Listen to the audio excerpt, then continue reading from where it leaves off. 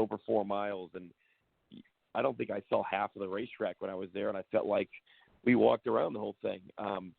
Big spread out racetrack. There's some really good passing zones, and the elevation changes really kind of sometimes wreak havoc on these drivers. And that start, you look at the start, they kind of start them a little bit short of the finish line, because when you go up that hill on the straightaway, you can't really see over that, and you head down into turn one, it kind of makes it hectic. So looking forward to seeing, I guess, the cream of the crop rising, because we're halfway through, and you kind of know the championship battle. So you know that Alexander Rossi is there. You know Joseph Newgard, who just won Texas, is there. And those are the two guys kind of on their own. And then from about third and fourth, they're kind of in their own little zone. And then fifth, sixth, and seventh in points are going to have to really start making moves. So looking forward to seeing what Alexander Rossi can do, who struggled there. He hasn't finished inside of the top 10 in his 3 previous starts. Joseph Newgarden is good. He won there last year. Will Power is good there. It's been a Team Penske-dominated track. So we'll see if Rossi can keep up, because it should be a Team Penske weekend up front. Talking about Team Penske, let's talk about Simon Pageon, the win of the Indianapolis 500. Great win that was, but we kind of see that Indy 500 win hangover, if you will. And I get it. It takes a lot out of your team. It takes a lot out of you. But we just haven't really seen. A lot of people think, well, you win the Indy 500, well, you're going to win going forward. That's not anywhere near the case. But what are your thoughts about Simon Pageon post Indy 500 win? Yeah, it's tough. It happens every year.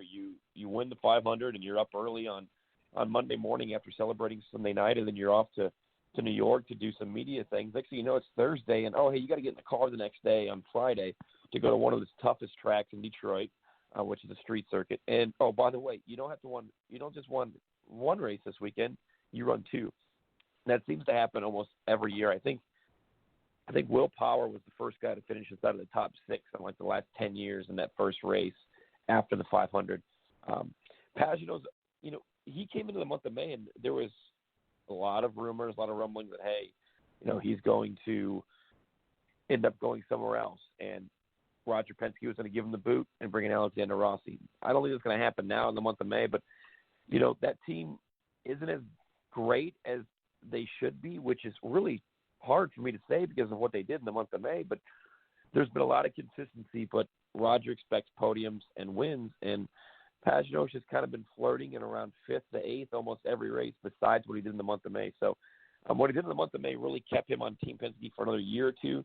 But he's going to have to step up, and there's no place better for him to do it outside of Indy than Road America in that Menards car, knowing that that's kind of Menards land up there. So we'll see what Pageau can do. He's good there. He's got to win there. He should be up in the top 5. Well, absolutely. We'll see what happens. I don't know how much you follow NASCAR. Do you follow NASCAR? That I do. And I love the road courses for NASCAR, so this should be a fun weekend.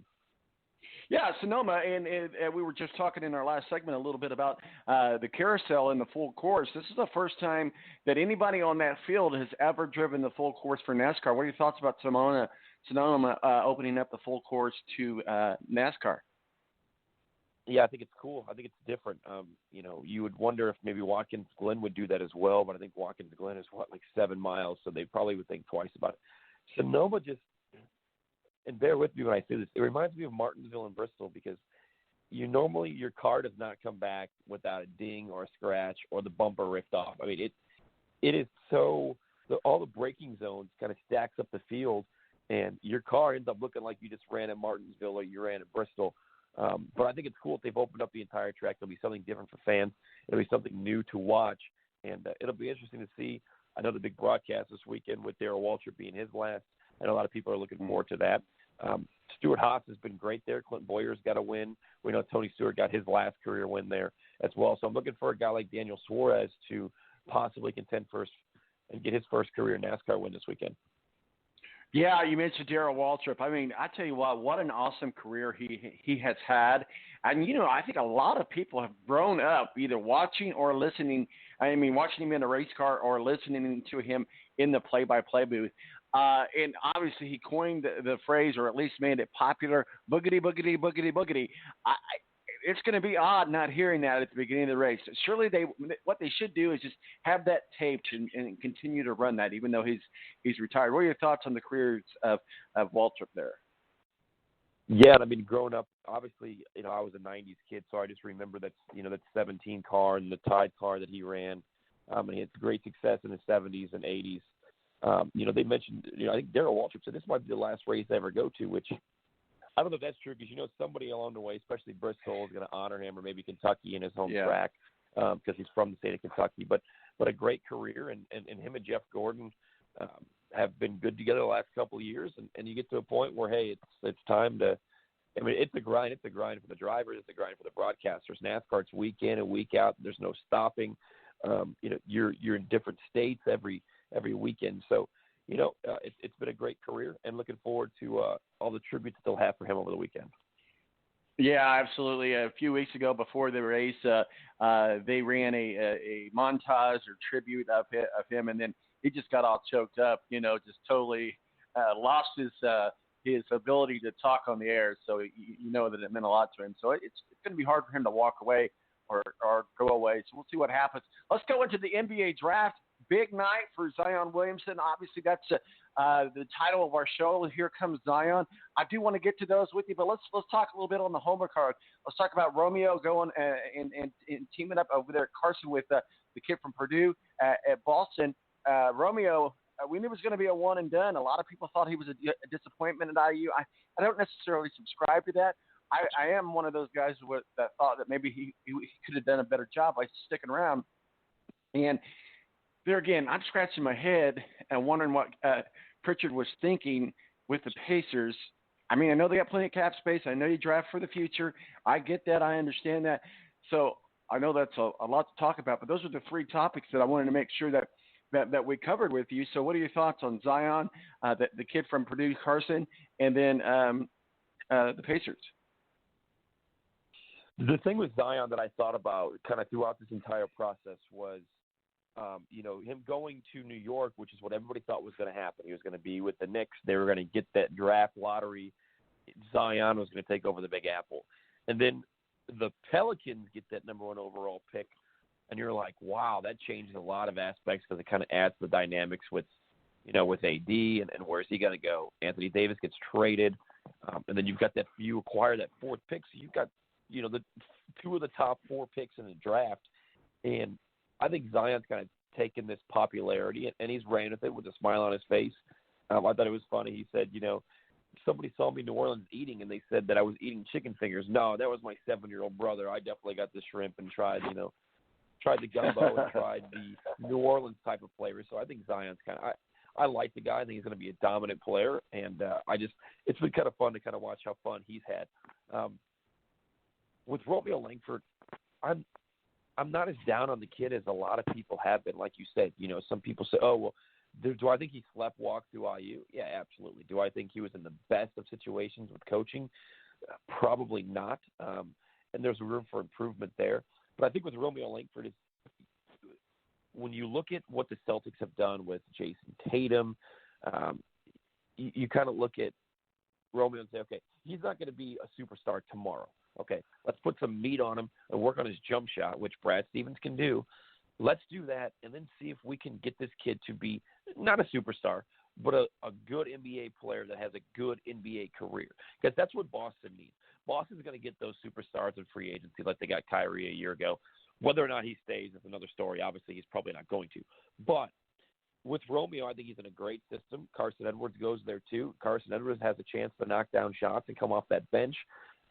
There is a spot in the NBA for guys like Carson Edwards that have a hard drive, that can pass the basketball, that are driven, that are motivated. And he's a very, I want to say, Jamal Crawford type. I don't think he's going to be an NBA starter his entire career, but off the bench, get you 6 to 10 points when you need it. I certainly think is what Carson Edwards can do. Now, with the Pacers, I was knee-jerk reaction. What the heck? What are they doing? Why are they doing this? Who is this guy? But I believe in Kevin Pritchard and what they're doing, and Ryan Carr, and everybody at the Pacers. So I would just say this: was the pick sexy? No. Did it make people happy? No. Was I excited about it? No.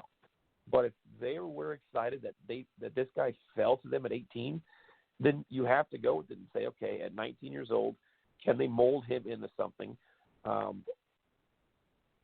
center that, he may not play this year, but he can learn under Miles and DeMonis if they don't trade either one of those guys, which is more than likely going to happen.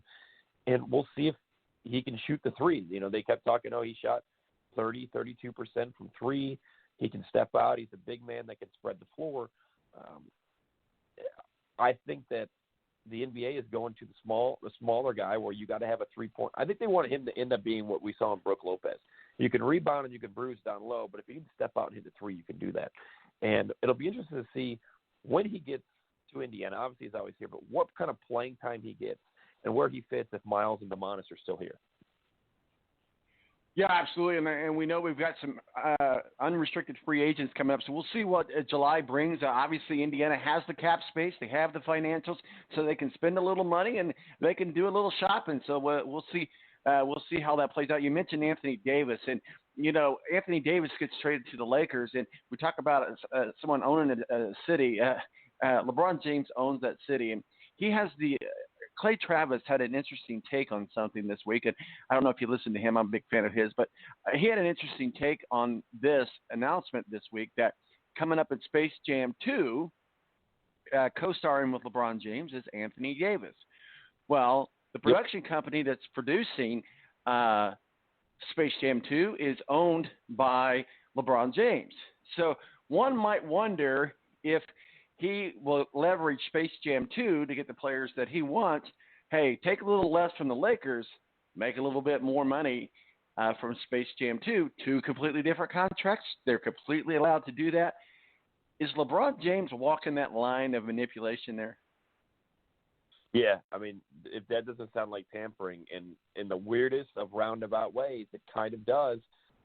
But what I don't like about the NBA is, okay, if they're tampering, okay, we're going to fine them $500,000 and you move on. Like $500,000 from the Lakers, LeBron can find that in his couch cushion. Jenny Buss probably has that in her purse. So the fine has to be significant. Like, okay, we know that LeBron James was involved in this, and it seems like tampering. Let's investigate it. And if you find something, you have to suspend LeBron for 5 to 10 games, which I don't even think that does it justice because he's going to sit out 20 games this year anyways to save himself for the playoffs. So it has to be a significant loss of draft picks, first-round draft picks, which I guess they don't really have anymore because they just gave them all to New Orleans. So I don't know what the right penalty would be, but I don't think $500,000, which easy for me to say, $500,000, not a lot of money to them, which is true, even though it is a significant amount of money. I just think that if they do find tampering and they do see that, okay, LeBron was, hey, AD, come here, we could be in this movie, you've got to – somebody has to face the music for that. And I don't think a cash fine really does anything because they're going to continue to do it knowing okay, so we got to pay $500,000 in a tampering fine. Okay, we can do that. Just to get Anthony Davis here, it's worth it. So you would think that they could come up with something, maybe not a pick because they don't have any, but something more than $500,000 in cash as a. I think you're cutting out there on us, Tony. Can you hear us? Yep, I'm still here. You got me? No, it sounds like you're in a robot. Oh, I have. There you are. I have not you're moved back. from the same spot. Okay, but I just. All right, you're back. I think that the fine has to be more significant than $500,000 for tampering. No, I absolutely 100% agree. I don't know how much time we got you here. We're standing by for Ken Sterling. But talk a little bit about the Grizzlies. They didn't get a lot of the national attention. They picked up that kid from Murray State who we watched back in March, Morant. What are your thoughts on the Grizzlies? I mean, you got to give them an A+ for that pick. Yeah, and then, the trade to get some guys back, Kyle Korver, a veteran shooter, if he stays, I doubt that he does, but you kind of open yourself up to have some money, get some veterans in there. Jackson Jr. last year had a great season. They're a young team, but I think Memphis is certainly going to be fun to watch. I think somebody said it on ESPN the other night, the Grizzlies this year are going to be must-watch TV because they're going to be jumping out of the gym. They've got high flyers. They're a young team. And we'll see if the Grizzlies can make their way back into the playoffs as they get rid of Mike Conley, the local boy here from Indy, and bring in some picks, bring in some some acquiring some more talent, and then we'll see how that moves forward. I think the Grizzlies